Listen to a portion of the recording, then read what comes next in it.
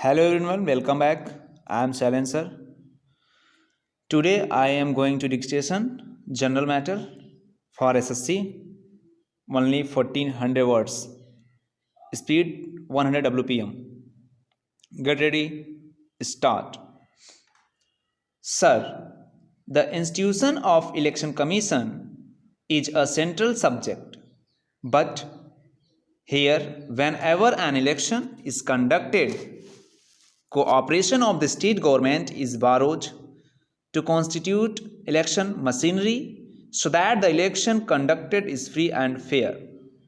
I would not like to quote areas where I have not gone personally to see how the elections were conducted, but I would like to tell you how an election is conducted in Bengal in the name of holding a free and fair election. When enumeration takes place, all the CPIM activists are deployed to ensure that 5% of Congress voters are deleted from the voter list and 5% fictitious voters from their side are included in the lists.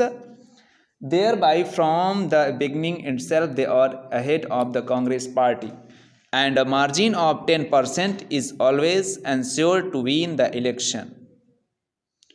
And then, when the polling stations are manned, only people who are members of the coordination committee are deployed as polling officers and presiding officers. When the polling booths are policed, only selected members of the non-gazetted policy employees associations are deployed to man the polling booths as policy personnel.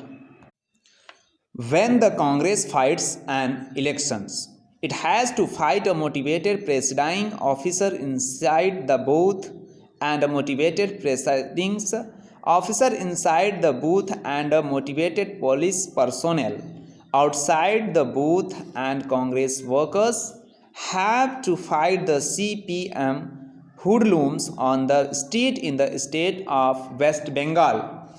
This is how the institution of election commission is being harnessed.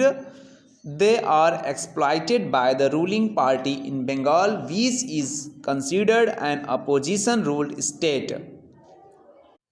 This is another aspect which deserves to be revived when the issue of electoral reforms is considered by the government.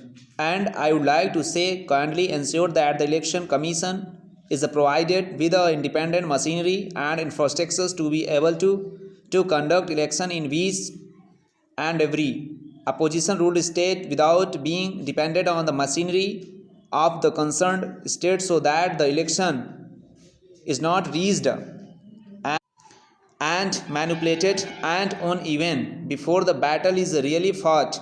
Then I would like to say that comments have been made about the behavior of a governor in northeastern states in relations to the dissolutions of the Nagaland and Mizoram governments.